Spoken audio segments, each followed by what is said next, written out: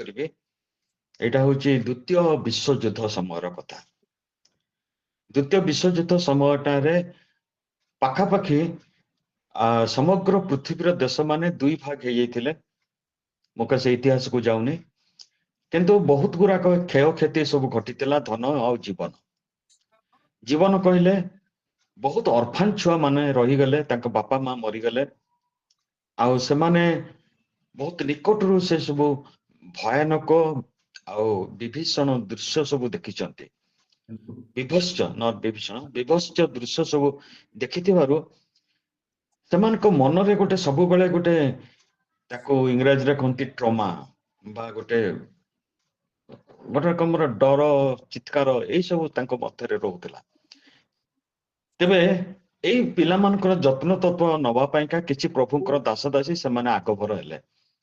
ସେମାନେ ଆଉ ସବୁ ଆଶ୍ରମ କଲେ, ଯୋଉମାନଙ୍କର କେହି ନାହାନ୍ତି, ଆଉ ଜାତି ଧର୍ମ ବର୍ଣ୍ଣ ସେଠି ତ କିଛି ଜାତି ଧର୍ମ କିଛି ନାହିଁ ୟୁରୋପରେ, କୋଉ ଦେଶ ଫେଶ କିଛି ନ ହେଇକିରି ଯୋଉଠି ଯିଏ ପାରିଲେ ସେ ଏଠୁକୁ ପଠେଇଲେ। ପ୍ରଭୁଙ୍କର କିଛି ଲୋକ ସେମାନେ ଯୋଉମାନେ କି ପ୍ରାର୍ଥନାଶୀଳ ଲୋକ, ପ୍ରଭୁଙ୍କୁ ତାଙ୍କୁ ଭଲ ପାଆନ୍ତି, ସେମାନେ ମଧ୍ୟ ଏ ପିଲାମାନଙ୍କର ଆଶ୍ରମକୁ ସେମାନେ ତାଙ୍କର ଯେତିକି ସାଧ୍ୟ ସମସ୍ତେ କିଛି କିଛି ପଠେଇଲେ, ଯାହାଫଳରେ କି ସେମାନେ ଏଇ ଯୋଉ ଦରିଦ୍ର ପିଲାମାନଙ୍କର ବାପା ମା ନଥିବା ଅନାଥ ପିଲାମାନଙ୍କର ଯତ୍ନ ତତ୍ତ୍ୱ ନେଇପାରିଲେ। ତାହା ସତ୍ତ୍ୱେ ମଧ୍ୟ ସେମାନେ କିଛି କିଛି ସମୟ ଭୋକିଲା ବି ରହିଯାଆନ୍ତି। ସମସ୍ତେ ତ ଏତେଟା ବିଶ୍ୱସ୍ତ ନୁହନ୍ତି, ଆଉ ସେ ଯୋଉ ରୁଟି ଯୋଉ ଫ୍ୟାକ୍ଟ୍ରିରୁ ଆସେ ବା ବେକରୀରୁ ଆସେ ସେମାନେ କେତେବେଳେ କେତେବେଳେ ଦେଇପାରନ୍ତିନି। ଏମିତି ବହୁତ ଗୁଡାକ ଫ୍ୟାକ୍ଟର ଯାହାଫଳରେ କି ସେ ପିଲାମାନେ ଠିକ ସମୟରେ ବି ଅନେକ ସମୟରେ ଖାଇପାରନ୍ତିନି, ବଡ ଦୁଃଖରେ ରହନ୍ତି, ଭୋକରେ ବି ରହନ୍ତି। ତାର କାରଣ ସ୍ୱରୂପ ହେଲା ଏହା, ସେମାନଙ୍କ ଭିତରେ ଗୋଟେ ରକମର କ୍ରେଜିନେସ୍ ତ ଆମେ କୁହାହବନି, କିନ୍ତୁ ଗୋଟେ ଅଦ୍ଭୁତ ବିଚାର ଶକ୍ତି ବା ଚିନ୍ତାଧାରା ତାଙ୍କୁ ଭିତରେ ଡେଭଲପ କଲା। ଆଉ ସେଟା ବେଶୀ ପ୍ରକାଶିତ ହେଲା ରାତି ସମୟରେ। ସ୍ୱପ୍ନ ଦେଖି ଯେମିତି ଚିତ୍କାର ମାରନ୍ତି, କିଏ ଗୋଟେ କାନ୍ଦନ୍ତି, ସେମିତି ସବୁ ପିଲା ହେଲେ। ସେ ଅନାଥାଶ୍ରମର ଯୋଉ ଦାୟିତ୍ୱ ନେଇଥିଲେ, ଯୋଉ ପରିଚାଳନା ଦାୟିତ୍ୱ, ଯୋଉମାନେ ସୁପରଭାଇଜର ଥିଲେ, ଯୋଉମାନେ ଯେମିତି ଯୋଉ ସବୁ ଭାବରେ ଥିଲେ, ସେମାନଙ୍କୁ କୁହାଗଲା ତୁମାନେ ଦିନ ବେଳେ ପଛେ ବିଶ୍ରାମ ନିଅ, ରାତ୍ରିରେ ଉଜାଗର ହେଇକି ରୁହ, ଆଉ ସେ ପିଲାମାନେ ଯୋଉ ରକମ ଭାବରେ ଭୟରେ ଚିତ୍କାର କରୁଛନ୍ତି ସେମାନଙ୍କୁ ବୁଝେଇବା ପାଇଁ ଲୋକ ଦରକାର। ଆଉ ଆମେ ଶୋଇଲେ ହବନି, ସେଇ ସମୟରେ ତାଙ୍କୁ ଟିକେ ପାଖକୁ ଯାଇକି ତାଙ୍କୁ ବୁଝାସୁଝା କରିକି ତାଙ୍କୁ ଟିକେ ପ୍ରେମ କରିକିରି ତାଙ୍କୁ ପୁଣି ପିଠି ଥାପଡେଇକି ତାଙ୍କୁ ଶୋଇ ଦେଇକି ଆସିବାକୁ ପଡିବ। କିନ୍ତୁ ଏଇ ଯୋଉ ସବୁ ଆଶ୍ରମ ସବୁ ବନା ହେଇଥିଲା, ସେମାନେ ଗୋଟେ ଚର୍ଚ୍ଚକୁ ଯାଉଥିଲେ। ମନ ଦେଇ ଶୁଣନ୍ତୁ, ସେ ଚର୍ଚ୍ଚରେ ଯେ ପାଷ୍ଟର ସେ ହଉଛନ୍ତି ମନୋବିଜ୍ଞାନୀ ଆଉ ଗୋଟେ ସାଇକିଆଟ୍ରିଷ୍ଟ ମଧ୍ୟ। ମାନେ ସେ ତ ମାନେ ପ୍ରଭୁଙ୍କର ସେ ଥେଲୋଜି ଲାଇନରେ ପଢିକି ଆସିଛନ୍ତି, କିନ୍ତୁ ତା ସାଙ୍ଗେ ସାଙ୍ଗେ ତାଙ୍କ ସେକୁଲାର ଷ୍ଟଡି ଥିଲା ଏଇ ଯୋଉ ମନୋବିଜ୍ଞାନ ସାଇକୋଲୋଜି ଉପରେ ପାଠ ପଢିଛନ୍ତି। ଆଉ ଇଜ ଏ ଭେରି ଗୁଡ ସାଇକିଆଟ୍ରିଷ୍ଟ। ଯୋଉମାନେ ପାଖକୁ ଲୋକ ଯାଆନ୍ତି, ଯେତେବେଳେ ପିଲାମାନେ ଟିକେ ଏଡସେଡ ହେଇଯାଆନ୍ତି, ତାଙ୍କ ପାଖକୁ ଯାଆନ୍ତି, ତାଙ୍କୁ ସେମାନେ କିଛି କିଛି ବୁଝାନ୍ତି, ଆଉ ତାଙ୍କର ମନକୁ ପୁଣି ଆଉଥରେ ସେଟ କରନ୍ତି। ସେ ଯେତେବେଳେ ଶୁଣିଲେ ଏଭଳିଆ ଘଟଣା ଘଟୁଛି, ସେ କହିଲେ ଯଦି ମୋର ପରାମର୍ଶ ଗ୍ରହଣ କରିବ ତେବେ ମୁଁ ତୁମମାନଙ୍କୁ ଗୋଟେ ବାଟ ବତେଇବି। ନା କଣ ସେ ପରାମର୍ଶ? ସକାଳୁ ଉଠିଲାକୁ ଥରେ ଥରେ ଖାଦ୍ୟ ନଥାଏ, ପିଲା ବହୁତ ଦୁଃଖରେ ବି ରହନ୍ତି ସେଇ ସମୟରେ। କହିଲେ ଗୋଟେ ଦିନ ମାନେ ଆରମ୍ଭ କରିକିରି ଗୋଟେ ମାସ ପର୍ଯ୍ୟନ୍ତ ତମେ ଅନ୍ୟମାନଙ୍କୁ ପଛେ ରିକ୍ୱେଷ୍ଟ କର, ଯାହା କିଛି କର, ଏଇ ସନ୍ଧ୍ୟା ସମୟରେ ବଡ ବଡ ଲୋଫ କହିଲେ ବଡ ବଡ ପାଉଁରୁଟି ବ୍ରେଡ,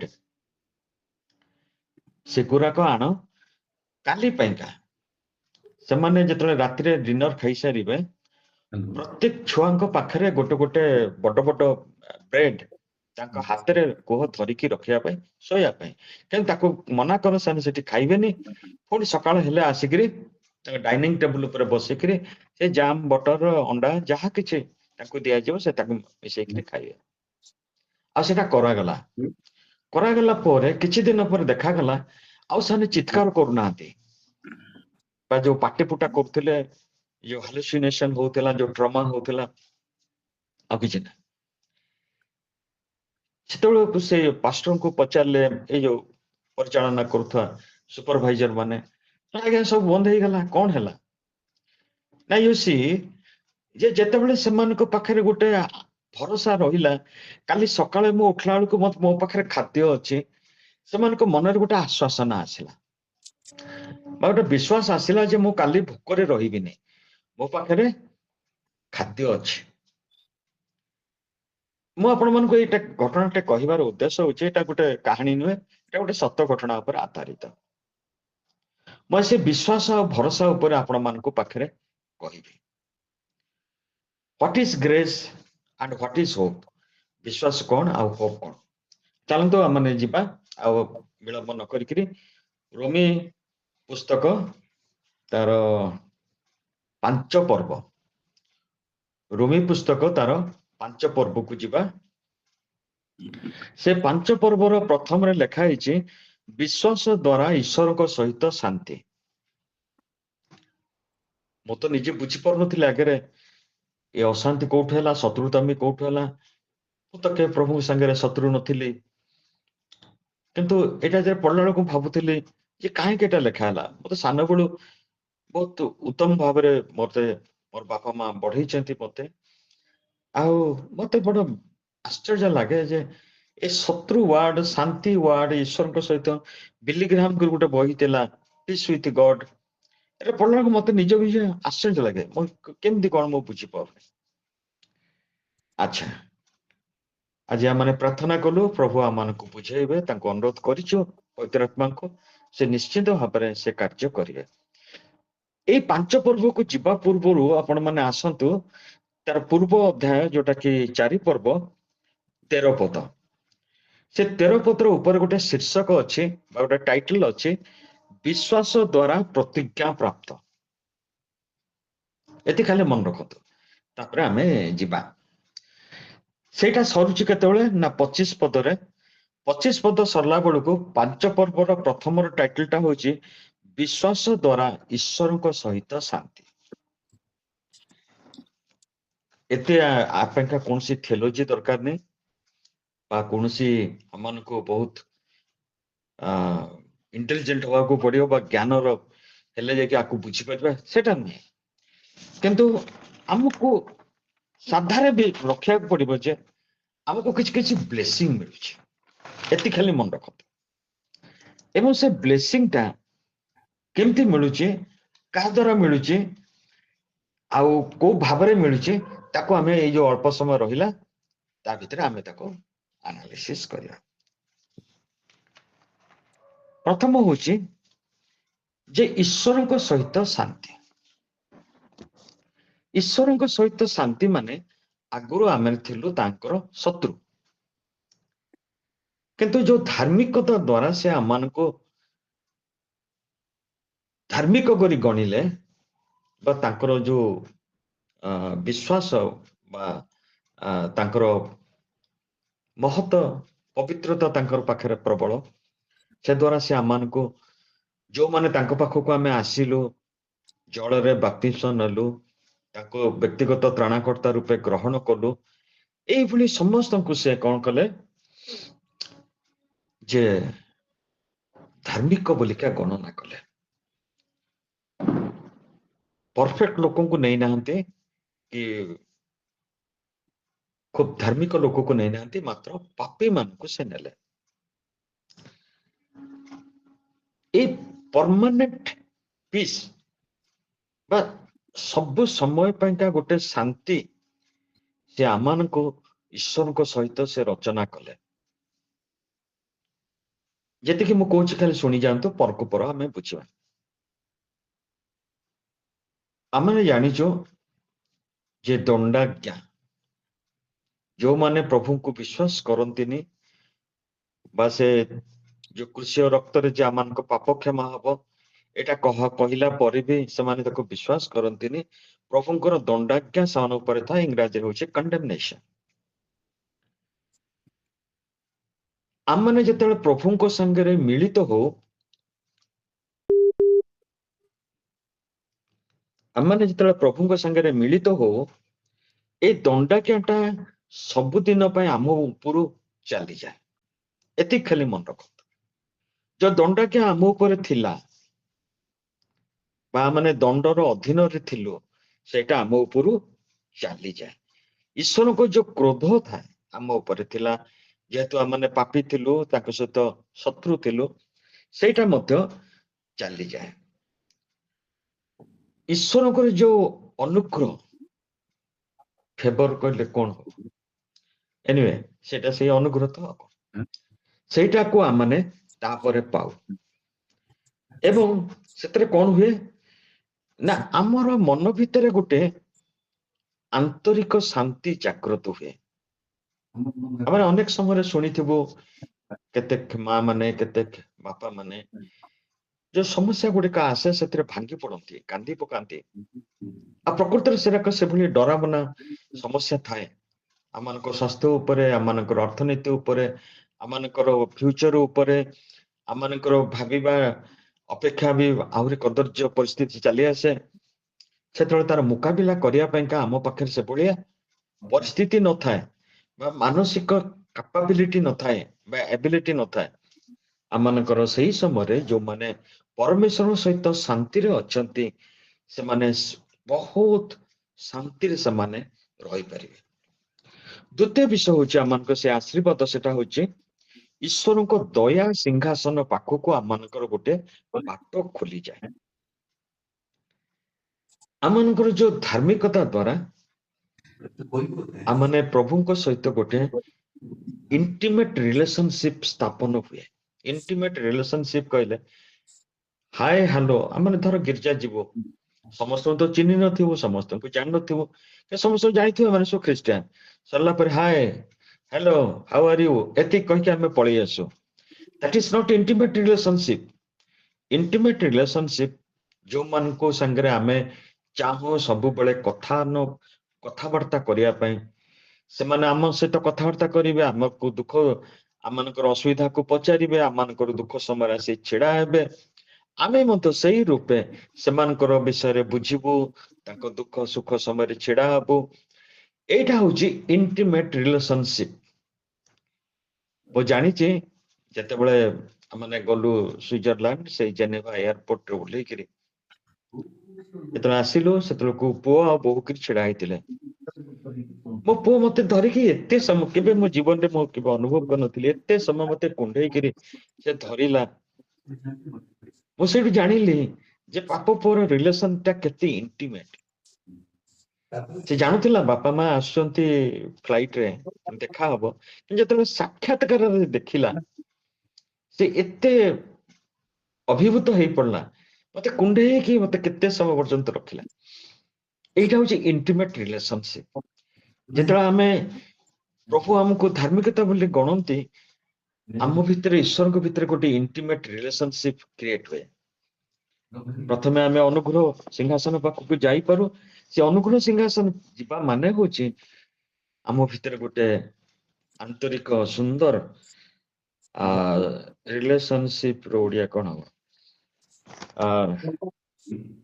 ହେଲା, ଭାଇରେ ଆମର ସମ୍ପର୍କ ସମ୍ପର୍କ ସମ୍ପର୍କ ହଁ, ଗୁଡ ଗୁଡ ଗୁଡ, ସମ୍ପର୍କ, ଆମର ଗୋଟେ ନିବିଡ ସମ୍ପର୍କ ସ୍ଥାପନ ହୁଏ। ଭାଇ ବହୁତ ଧନ୍ୟବାଦ। ଏଇଥିରେ କଣ ହୁଏ, ଏଟା କଣ ଲାଭ? ସେଥିରେ ଲାଭ ହଉଛି ଏତିକି, ଏଇ ଯୋଉ ଡରାବନା ଭୟାନକ ସ୍ଥିତି ବା ପରିସ୍ଥିତି ଆମ ପାଖକୁ ଆସେ, ତାରି ଭିତରେ ଆମେ ଅତି କାମ ୱେରେ, ଶାନ୍ତ ଭାବରେ, ଯେମିତି ଯୀଶୁ ମୁଚୁଡା ଦେଇକି ଶୋଇଥିଲେ, ଆଉ ସେ ଡଙ୍ଗାରେ ସେ ଆଗକୁ ଥିଲା ସମୁଦ୍ରର ଝଡ ବାତ୍ୟା ସବୁ ହଉଥିଲା, ଏଇ ଯୋଉ କାମନେସ ଲାଇଫର ସେଇଟା ଆସେ। ଏମିତି କେହି ନାହିଁ ଯାହା ଜୀବନରେ କେବେ ଝଡ ଆସିବନି, ସମସ୍ୟା ଆସିବନି, ଦୁଃଖ ଆସିବନି, କଷ୍ଟ ଆସିବନି, ମୃତ୍ୟୁ ଆସିବନି, ବିଚ୍ଛେଦ ଆସିବନି। ସମସ୍ତଙ୍କୁ ଆମକୁ ଦେଇକି ଯିବାକୁ ପଡିବ। ତା ଭିତରେ ଯୋଉ ଆନ୍ତରିକ ଶାନ୍ତି, ସେଟା ଯେତେବେଳେ ପ୍ରଭୁଙ୍କର ପ୍ରେଜେନ୍ସ ଭିତରକୁ ଆମେ ଯାଉ, ତାଙ୍କ ସହିତ ଗୋଟେ ନିବିଡ କନେକ୍ସନ ବା ସମ୍ପର୍କ, ହଁ, ଯେତେବେଳେ ନିବିଡ ସମ୍ପର୍କରେ ଆମେ ବାନ୍ଧି ହଉ, ଏତେ ଆନନ୍ଦ, ଏତେ ଶାନ୍ତି ଆମମାନଙ୍କ ହୃଦୟ ମଧ୍ୟରେ ପ୍ରବାହିତ ହୁଏ। ଯାହା ଫଳରେ କି କଣ ହୁଏ ନା, ଏଇ ଯୋଉ ଜାଗତିକ ଯୋଉ ଦୁଃଖ ଆଉ କଷ୍ଟ ସବୁ ଆସିଥିଲା, ସେଟା ଗୋଟେ ଲାଗେ ଯେ ଗୋଟେ ଟ୍ରାଏଲ ଆସିଥିଲା, ମୋ ପାଇଁ ଗୋଟେ ଟେଷ୍ଟ ଆସିଥିଲା, ଆଉ ମୁଁ ସେ ଟେଷ୍ଟରେ ଜିତିଗଲି। ଟେଷ୍ଟ ତା ବାଟରେ ଯାଉଥିବ କିନ୍ତୁ ତମ ବାଟରେ ପ୍ରଭୁଙ୍କ ସହିତ ତୁମେ ଆନନ୍ଦରେ ସମ୍ପର୍କରେ ଥିବ। ତାପରେ ହଉଛି ଆମେ ଦେଖିବା ଆମକୁ ଗୋଟେ ଆଶା ଦିଏ, ଭରସା ଦିଏ ଯେ ପ୍ରତିଦିନ ଆମେ ପ୍ରଭୁଙ୍କର ପାଖକୁ ଯାଇପାରିବା। କଣ ମାନେ ସତରେ କୁହନ୍ତୁ, ମୁଁ ବି ମୋ ଛାତିରେ ହାତ ଦେଇ କହୁଛି, ପ୍ରତିଦିନ ପ୍ରଭୁଙ୍କ ପାଖକୁ ଯିବା ଗୋଟେ କଷ୍ଟକର ବିଷୟ। ଆମେ ସିନା ଏମିତି ବାକ୍ୟ ଦେଇ ଦଉଛୁ, ପ୍ରଚାର କରିଦଉଛୁ, ଡିଫିକଲ୍ଟ ଥିଙ୍ଗ। ଏଣ୍ଟରଟେନମେଣ୍ଟ, ମଜା ମଜଲିସ, ପ୍ଲେଜର, ଏଗୁରା ବେଶୀ ଆମକୁ ଆକର୍ଷିତ କରେ ଦେନ୍ କିଛି ସମୟ ବାହାର କରିକି ପ୍ରଭୁଙ୍କ ସହିତ ସମୟ କଟେଇବା। କିନ୍ତୁ ଯେତେବେଳେ ଆମର ଇଣ୍ଟିମେଟ ରିଲେସନସିପ ବଢିଯାଏ, ଆମେ ଖାଲି ଖୋଜି ହଉଥିବୁ ଯେ କେମିତି ଅଧିକ ସମୟ ମୋ ପରମେଶ୍ୱର ସହିତ ସମୟ କଟେଇବି। ଏଇଟା ମୋ ଅନୁଭୂତିରେ କହୁଛି, ମୁଁ ସେଥିପାଇଁ ହସୁଛି। ଯୋଉମାନଙ୍କ ନିଜର ପରିଚୟ ଥିବ, ନିଜର ଅନୁଭୂତି ଥିବ, ସେମାନେ ମଧ୍ୟ ହସୁଥିବେ। ଜଗତର ସବୁ ଦୁଃଖ କଷ୍ଟ ଭିତରେ ଆପଣ ନିଜକୁ ଟିକେ ଅଲଗେଇ ଦେଇକିରି ଈଶ୍ୱରଙ୍କ ସହିତ ରହିବା ପାଇଁ ଆପଣ ସବୁବେଳେ ଇଚ୍ଛା କରିବେ। ତାପରେ ଯିବା ଆଉ ପ୍ରତିଦିନ ତାଙ୍କୁ ତ ଈଶ୍ୱରଙ୍କ ସହିତ ଆମମାନଙ୍କୁ ଆଉ ଗୋଟେ ହଉଛି ଏଇ ଗତ ଗୋଟେ 1 ତାରିଖ ଦିନ ମୁଁ କହିଥିଲି ଆର୍ଲି ମର୍ଣ୍ଣିଂ ରେ, ଆଉ ତା 2 ତାରିଖ ଦିନ ଏଠି କହିଥିଲି ଫ୍ୟୁଚର ଗ୍ଲୋରି, ମରିବା ପରେ ଯୋଉ ଗୌରବ ଆମ ପ୍ରତି ପ୍ରକାଶିତ ହବ। ଆମେ ନ ଜାଣିବାରୁ ଆମମାନଙ୍କ କିଏ ଜ୍ଞାତି କୁଟୁମ୍ବ ବା ଆମମାନଙ୍କର ବାପା ମା ଭାଇ ଭଉଣୀ ଯିଏ ବି ହଉ, ସେ ଚାଲିଗଲା ପରେ ଆମେ ଏତେ ଦୁଃଖରେ ବିହଳିତ ହେଇଯାଉ। କିନ୍ତୁ ଯେତେବେଳେ ଜାଣିବା ସେମାନେ କୋଉ ରକମ ଭାବରେ ଟ୍ରିଟମେଣ୍ଟ ପାଉଛନ୍ତି, ଆଉ ସେମାନଙ୍କୁ କୋଉ ଗୌରବ ସେମାନଙ୍କୁ ଦିଆଯାଉଛି, ଆମେ କାହିଁକି ବ୍ୟସ୍ତ ହବା, କାହିଁକି ଏତେ ବିଭଳିତ ହବା, ଦରକାର ନାହିଁ। ପାଉଲ ସେଥିପାଇଁ ଥେସଲୋନିକେରେ କହୁଛନ୍ତି ଅନ୍ୟମାନଙ୍କ ପରି ଅଜ୍ଞ ରୁହ ନାହିଁ, ସେମାନଙ୍କ ମରିଯାଆନ୍ତି କିନ୍ତୁ ଆମର ହଉଛି ମହାନିଦ୍ରା ପ୍ରାପ୍ତ ହୁଅନ୍ତି। ସେ ଜାଇରସ୍ ଘରର କନ୍ୟାକୁ ଯାଇକି ମତେ ସେ କହିଥିଲେ, ସେମାନେ ଥଟ୍ଟା କଲେ ଯୀଶୁଙ୍କୁ, କହିଲେ ପରିହାସ କଲେ। ଯୀଶୁ କହିଲେ ନାଇଁ ସେ ଶୋଇଛି। ସେ ଆହୁରି ଥଟ୍ଟା କଲେ, କହିଲେ ତମେ ସବୁ ଘରୁ ବାହାର। ଖାଲି ତାଙ୍କ 3ଟା ଶିଷ୍ୟ ବାପା ମାଙ୍କୁ ରଖିକି ସେ ସୁସ୍ଥତା ଦେଲେ, ତାର ହାତକୁ ଧରିକି ଖାଲି କହିଲେ ତାର ଉଠିବା ବୋଲିକା, ସେ ଉଠି ଚାଲିଲା ବୋଲିଲା କଲା। ପ୍ରଭୁଙ୍କର ଲୋକମାନଙ୍କର ମରଣ ପ୍ରଭୁଙ୍କ ନିମନ୍ତେ ଆନନ୍ଦର ବିଷୟ, କାରଣ ସେମାନେ ସେ ଅନନ୍ତ ବିଶ୍ରାମକୁ ଚାହାନ୍ତି। ଆପଣମାନେ ବିଶ୍ୱାସ କରିବେନି, ଯେତେବେଳେ ଆପଣ ମାନେ 31 ଡିସେମ୍ବରରେ ପାଳନ କରୁଥିଲେ ନୂଆ ବର୍ଷ ରାତ୍ରିକୁ, ମୁଁ ପ୍ରଭୁଙ୍କ ପାଖରେ ଧନ୍ୟବାଦ ଦଉଥିଲି, ପ୍ରଭୁ କେତେ ଆନନ୍ଦ ଲାଗୁଛି ଯେ ମୁଁ ଆହୁରି ଆହୁରି ତୁମ ପାଖକୁ ଆଗେଇ ଯାଉଛି, ତୁମର ସହିତ ରହିବି, ସେ ଆନନ୍ଦରେ ରହିବି, ଆଉ ମହା ବିଶ୍ରାମରେ ପ୍ରବେଶ କରିବି, ପ୍ରଭୁଙ୍କ ଆନନ୍ଦରେ ପ୍ରବେଶ କରିବି। ସେତେବେଳକୁ ମୋର ମନେ ପଡିଲା, ସତରେ ପ୍ରଭୁ ସେ ଆନନ୍ଦ ଆମ ପାଖରୁ ଦେଖିବାକୁ ଚାହାନ୍ତି। ସେଥିପାଇଁ ସେ ଶିଷ୍ୟମାନଙ୍କୁ କହିଲେ, ଆରେ ତୁମମାନଙ୍କ ନାଁ ଯେ ଲେଖା ହେଇଛି ସ୍ୱର୍ଗ ରାଜ୍ୟରେ, ସେଥିପାଇଁ ଆନନ୍ଦ କର। ଏଇ ଭୂତ ଟିକେ ଛଡେଇ ଦେଲ, ଟିକେ ରୋଗ ସୁସ୍ଥ ହେଇଗଲା, ସେଥିପାଇଁ କଣ ଆନନ୍ଦ କରୁଛ? ପ୍ରକୃତରେ ଆମମାନଙ୍କୁ ଯେ ପ୍ରଭୁ ଜଷ୍ଟିଫାଇ କରିଛନ୍ତି, ଧାର୍ମିକ ବୋଲି ଗଣିତ କରିଛନ୍ତି, ଆମମାନଙ୍କୁ ସେ ଫ୍ୟୁଚର ଗ୍ଲୋରି ଦବା ପାଇଁ ଯାଉଛନ୍ତି, ସେ ହୋପ, ସେ ଭରସା ଆମମାନଙ୍କ ପାଇଁକା ଆସିଛି, ସେଇଟା ପାଇଁକା ଆମମାନେ ଆନନ୍ଦ କରିବା। ତାପରେ ଆମେ ଦେଖିବା ଯେତେବେଳେ ଆମମାନେ ସେ ମୃତ୍ୟୁର ଦ୍ୱାରକୁ ଯିବା, ସେ ଆଖିର ପଲକରେ ଯେତେବେଳେ ଆମର ସେପଟେ ନିଦ ଭାଙ୍ଗିବ, ମହାନିଦ୍ରାରୁ ଉଠିବା, ସେଠି ଦେଖିବା ଇଟର୍ନାଲ ଗ୍ଲୋରି ଇଜ ଆୱେଟିଂ। ସେ ଅନନ୍ତକାଳୀନ ଗୌରବ ଆମକୁ ସ୍ୱାଗତ କରିବା ପାଇଁ ଛିଡା ହେଇଛି। ସେ ଆଉ କେହି ନୁହନ୍ତି, ଆମମାନଙ୍କର ପ୍ରିୟ ତ୍ରାଣକର୍ତ୍ତା ପ୍ରଭୁ ଯୀଶୁ ଖ୍ରୀଷ୍ଟ। କେତେ ଆନନ୍ଦ ଲାଗିବ। ଅର୍ଥାତ୍ ଆମେ ତାକୁ ଦେଖୁନୁ, ଆମର ସହିତ ଅଛନ୍ତି ଏଠି, ଆମେ ତାଙ୍କୁ ଦେଖୁନୁ, କିନ୍ତୁ ତାଙ୍କ କଥା ଚିନ୍ତା କରି କେତେ ଆନନ୍ଦ ଲାଗୁଛି। ଯେତେବେଳେ ଯିବା ତାଙ୍କ ସାଙ୍ଗରେ ରହିବା, କି ଆନନ୍ଦ। ତାପରେ ହଉଛି ଯେହେତୁ ପ୍ରତ୍ୟେକ ବିଶ୍ୱାସୀ ସେମାନେ ଯେତେବେଳେ ତାଙ୍କ ଜୀବନରେ ସଫରିଂ ଆସେ, କଷ୍ଟ ଆସେ, ଦୁଃଖ ଆସେ, ସେମାନେ ଗୋଟେ ଦୃଢ ହେଇକି ରହିଥାନ୍ତି, ଅଟଳ ହେଇକି ରହିଥାନ୍ତି, ଭାଙ୍ଗି ପଡନ୍ତିନି, ଡରି ଯାଆନ୍ତିନି, ଅସ୍ଥିର ହୁଅନ୍ତିନି। ମାତ୍ର ସେମାନେ ଅନ୍ୟମାନଙ୍କ ପାଇଁକା ଉତ୍ସାହର କାରଣ। ଆଗରୁ କହିଥିଲେ, ଆଉ ଥରେ ଆଉ ଟିକେ କହିଦଉଛି ଏଟା ପାଇଁ। ଜଣେ ପ୍ରଭୁଙ୍କର ଦାସ ପାଷ୍ଟର, ସେ ଯାଉଥିଲେ, ଆଉ ଗୋଟେ ବଡ ଟ୍ରକ୍, ଆମେରିକାର କଥା, ବହୁତ ବଡ ଟ୍ରକ୍, 18 ହୁଇଲର ହେଇପାରେ କି ତାଠୁ ବଡ ହେଇପାରେ, ଆଉ ତାଙ୍କର କାରଟା ସେ ଟ୍ରକ୍ ଭିତରେ ପଶିଗଲା, ସବୁ ହାଡ ଗୋଡ ଭାଙ୍ଗିଗଲା। ଆଉ ସାଙ୍ଗେ ସାଙ୍ଗେ ତାଙ୍କର ତ ଦେଶ ବହୁତ ସ୍ପିଡିଲି ତାଙ୍କ ସବୁ କାର୍ଯ୍ୟକ୍ରମ ହୁଏ, ପାରାମେଡିକାଲ ସବୁ ପଳେଇ ଆସିଲେ, ଆମ୍ବୁଲାନ୍ସ ନେଇ ପଳେଇ ଆସିଲେ, ଆଉ ସେମାନେ ଡିକ୍ଲେୟାର କରିଦେଲେ ସେ ଲୋକ ମରିଯାଇଛି, ବେଷ୍ଟ ହେଇଯାଇଛି। ପ୍ରଭୁଙ୍କର ଆଉ ଗୋଟେ ପାଷ୍ଟର ସେ ସେବାଟ ଦେଇକି ଆସୁଥିଲେ, ପ୍ରଭୁ ତାଙ୍କୁ କହିଲେ, ଯା ସେଠି ଗୋଟେ ଲୋକଟା କୁ ଆମ୍ବୁଲାନ୍ସ ରେ ନେଇଯାଉଛନ୍ତି, ତାକୁ ପ୍ରାର୍ଥନା କର, ସେ ବଞ୍ଚିବ। ଆଉ ତାଙ୍କୁ ପୁଣି କହିଲେ, ତାକୁ ପ୍ରାର୍ଥନା କର ଯେମିତି ତାର ବ୍ରେନ କିଛି ଡ୍ୟାମେଜ ହେଇନଥିବ ବା ହାମରେଜ ହେଇନଥିବ। ଯେତେବେଳେ କହୁଛନ୍ତି, ସେ ଆମ୍ବୁଲାନ୍ସ ବାଲା, ସେ ପାରାମେଡିକାଲ ମତେ ଶୁଣିଗଲେନି, ତାଙ୍କୁ ବାହାର କରିକି ଆଣିକିରି ତାଙ୍କୁ ଆମ୍ବୁଲାନ୍ସ ରେ ଭର୍ତ୍ତି କରି ଯେତେବେଳେ ଷ୍ଟାର୍ଟ କରୁଛନ୍ତି, ପ୍ରଭୁ ତାଙ୍କୁ କହି ଚାଲିଛନ୍ତି ଯେ ତୁ ପ୍ରାର୍ଥନା କର। ଏ କଣ କଲେ, ଏ ତ ଶୁଣୁନାହାନ୍ତି, କଣ କରିବି କହିକିରି ତାଙ୍କ ମୁଣ୍ଡକୁ ଆଉ କିଛି ବୁଦ୍ଧି ଦେଖାଗଲାନି, ସେ ଆମ୍ବୁଲାନ୍ସ ଆଗରେ ଶୋଇପଡିଲେ। ଆମ୍ବୁଲାନ୍ସ ବାଲା ବଡ ଅସୁବିଧାରେ ପଡିଲେ, ଏଟା କି ପାଗଳ ଲୋକଟା ହଠାତ୍ କିନା ଆସି ଶୋଇପଡିଲାଣି। ତାଙ୍କୁ ଉଠେଇଲେ, କହିଲେ, ଆରେ ବାବା ସେ ମରିଗଲାଣି, ଅଲରେଡି 75 ମିନିଟ୍ସ ହେଇଗଲାଣି, ନାଉ ହି ଇଜ ଏ ଭେଜିଟେବଲ, ତାଙ୍କର ଆଉ ଜୀବନ ନାହିଁ, ଶକ୍ତି ନାହିଁ, ନା ସବୁ ଅଛି। ମୋର ଈଶ୍ୱର କହୁଛନ୍ତି ତାଙ୍କ ପାଇଁ ପ୍ରାର୍ଥନା କରିବା ପାଇଁ, ଆଉ ତାର ବ୍ରେନ ଯେମିତି ଡ୍ୟାମେଜ ନ ହେଇଥିବ ପ୍ରାର୍ଥନା କରିବା ପାଇଁ।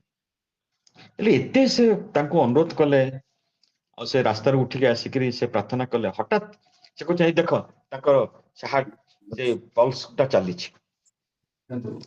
ତାପରେ ସେ ପଲ୍ସ ଟା ଟିକେ ମାନେ ବି ଆଶ୍ଚର୍ଯ୍ୟ, 75 ମିନିଟ୍ସ ପରେ ପଲ୍ସ କେମିତି ଚାଲିବ? ଏନିୱେ ତାଙ୍କୁ ହସ୍ପିଟାଲ ନିଆଗଲା।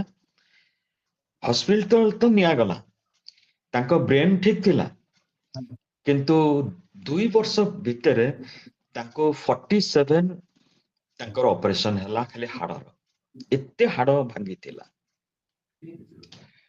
ସେ ଯୋଉ ଚର୍ଚ୍ଚର ପାଷ୍ଟର, ସେଠିକା ଲୋକମାନେ ଆସନ୍ତି, ଆଉ ବହୁତ ଲୋକ ଶୁଣିକି ମଧ୍ୟ ଆସନ୍ତି, କେ ଗିଫ୍ଟ ଆଣନ୍ତି, କେ ଦାନ ଆଣନ୍ତି ତାଙ୍କର ଖର୍ଚ୍ଚ ବାର୍ଚ୍ଚ ପାଇଁ।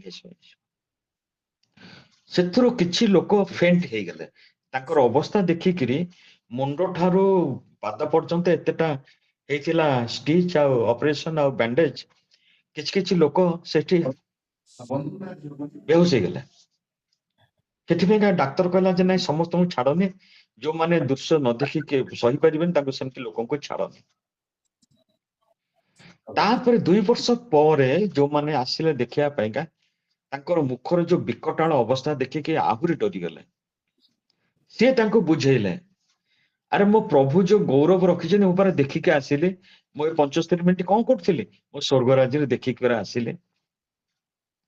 ଆଉ ଲେଖାଯାଏ, ଏଟା ଗୋଟେ ସତ ଘଟଣା, ଆଉ ଲେଖାଯାଏ ଯେ ସେମାନଙ୍କର ଜୀବନରେ ଯୋଉ ଦୁଃଖ ଥିଲା ଆଉ ସ୍ୱର୍ଗ ରାଜ୍ୟ ପ୍ରତି ତାଙ୍କର ଯୋଉ ଚିନ୍ତା ଥିଲା, ସବୁ ବଦଳିଗଲା। ଅନେକ ଲୋକ ସେଥିରେ ପ୍ରଭୁଙ୍କୁ ପାଇଲେ। ଦେଖନ୍ତୁ, ସେ ପିଲପିଟ କୁ ଯାଇନାହାନ୍ତି, ପ୍ରଚାର କରିନାହାନ୍ତି, ସୁସମାଚାର ଘୋଷଣା କରିନାହାନ୍ତି, କିନ୍ତୁ ସେ ଯେତିକି ସମୟ ସେ କଥାବାର୍ତ୍ତା କରିପାରୁଥିଲେ, ଯାହା କଥାବାର୍ତ୍ତା କରିପାରୁଥିଲେ, ଯୋଉମାନେ ଆସିଥିଲେ ଦେଖିବା ପାଇଁ, ସେଥିରୁ ଅନେକ ଲୋକ ପରିତ୍ରାଣ ପାଇଗଲେ।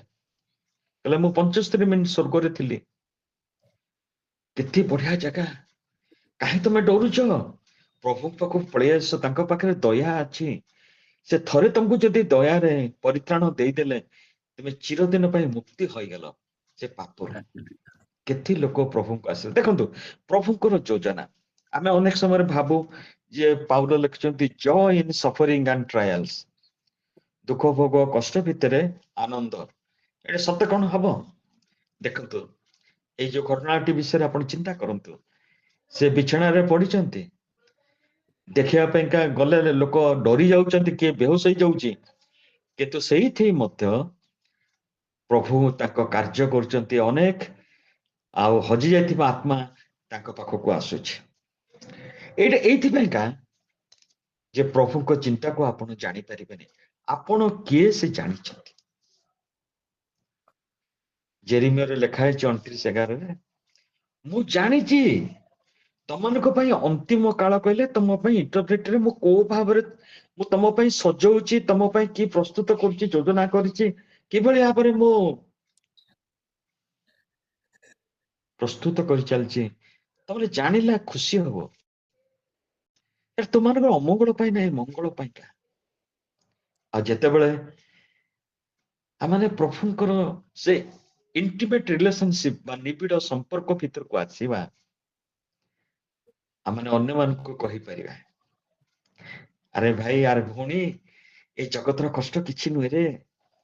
ଆମ ପାଇଁକା ସେ ଯୋଉ ଡିଭାଇନ ଗ୍ଲୋରି ଅପେକ୍ଷା କରିଛି, ଆଗରେ କଣ ଅଛି। କିନ୍ତୁ ସେମିତି ପାଟିରୁ ବାହାରିଲେ ତ। ସେଥିପାଇଁକା ପାଉଲ ଲେଖିଲେ ଯେ ଯୋଉ ଇଟର୍ନାଲ ଗ୍ଲୋରି ପ୍ରଭୁ ଆମ ପାଇଁ ପ୍ରସ୍ତୁତ କରିଛନ୍ତି, ଏ ଜଗତର ଯେତେବେଳେ କଷ୍ଟ ଆସୁଛି, ଭାବନ୍ତୁ ପ୍ରଭୁ ଏଇଟା ଗୋଟେ ଛୋଟ ବିଷୟ, ଅଳ୍ପ ଦିନ ପରେ ଚାଲିଯିବ, ଏଇଟା ଗୋଟେ ଟ୍ରାଏଲ୍ସ। ବାସ୍, ମୋର ପେନ୍ ପଳେଇବ, ଆଉ ମୁଁ ଅନ୍ୟମାନଙ୍କୁ ମଧ୍ୟ ସେଥିରୁ ଉତ୍ସାହ ଦେଇକି ତାଙ୍କୁ ରକ୍ଷା କରିପାରିବି। ଏଗୁଡ଼ା ହବା ଦ୍ୱାରା କଣ ହୁଏ, ପ୍ରଭୁ ଆମମାନଙ୍କୁ ଦିନ ପ୍ରତିଦିନ ଆହୁରି ପ୍ୟୁରିଫାଇ କରନ୍ତି, ଆଉ ତାଙ୍କର ମୂର୍ତ୍ତିରେ ପରିବର୍ତ୍ତିତ ହବା ପାଇଁ ଆମମାନଙ୍କୁ ଗୋଟେ ସୁଯୋଗ ମିଳେ। ଯେହେତୁ ପ୍ରଭୁ ଆମମାନଙ୍କୁ ଧାର୍ମିକ ବୋଲି ଗଣନା କରନ୍ତି, ସେ ଆମମାନଙ୍କ ହୃଦୟରେ ତାଙ୍କ ପ୍ରେମକୁ ଢାଳନ୍ତି। ପାଉଲ ଲେଖନ୍ତି ଯେ ଆମମାନଙ୍କ ହୃଦୟରେ ତାଙ୍କ ପ୍ରେମ ପରିବ୍ୟାପ୍ତ ହଉଛି, ଢଳା ଯାଉଅଛି। ହୋଲି ସ୍ପିରିଟ ବା ପବିତ୍ର ଆତ୍ମା ଆମମାନଙ୍କ ମଧ୍ୟରେ ସେ ବଇନା ସ୍ୱରୂପ ହେଇକିରି ସେ ଥାଇକିରି ଆମମାନଙ୍କର ସମସ୍ତ ଦୈନନ୍ଦିନ କାର୍ଯ୍ୟଠୁ ଆରମ୍ଭ କରି ପ୍ରଭୁଙ୍କର ଯୋଉ ଯୋଜନା ଆମ ପାଇଁ ଅଛି, ତାହା ସହିତ କେମିତି ଆମେ ଠିକ ପାଦକୁ ପାଦ ମିଶେଇକି ଆଉ ଲାଇନ ଉପରେ ତାଙ୍କ ସାଙ୍ଗରେ ଯାଇପାରିବା, ପ୍ରଭୁ ସେଟା ପବିତ୍ର ଆତ୍ମାଙ୍କ ଦ୍ୱାରା ସେ କାର୍ଯ୍ୟ ସାଧନ କରନ୍ତି। ଆଉ ପବିତ୍ର ଆତ୍ମାଙ୍କ ଦ୍ୱାରା ସବୁଠୁ ବଡ ବିଷୟ ହଉଛି ତାଙ୍କ ପ୍ରେଜେନ୍ସ ଆସିଲେ ଆମମାନଙ୍କ ମଧ୍ୟରେ ଶାନ୍ତି ଓ ସାନ୍ତ୍ୱନା ଆସେ। ଏ ଶାନ୍ତି ସାନ୍ତ୍ୱନାଟା ଜଗତ ଦେଇପାରିବନି। ଯୋଉମାନେ ଅନୁଭବ କରିଥିବେ ଝଡ଼ ମଧ୍ୟରେ ଶାନ୍ତି, ସେମାନେ ଜାଣିପାରିବେ ଆନନ୍ଦଟା କଣ। ଥରେ ଯୀଶୁ କୋହକୁ କହିଥିଲେ, ତୁମାନେ ଯେମିତି ମେଷ ଶାବକଙ୍କର ବିଚାର ସମୟରେ ସମ୍ମୁଖରେ ଦଣ୍ଡାୟମାନ ହେଇପାରିବ। Very difficult. ଯୋଉ ଯୀଶୁଙ୍କୁ ଆମେ ଦେଖିଲୁ, ସେ ହଉଥିଲେ ସଫରିଂ ଆଉ ବା ଦୁଃଖୀ ମେଷଶାବକ। ସେ ସେଇ ସମୟରେ ଦୁଃଖୀ ମେଷଶାବକ ହେଇକି ଆସିବେନି, ଜଜ୍ ବିଚାରକର୍ତ୍ତା ହେଇକି ଆସିବେ।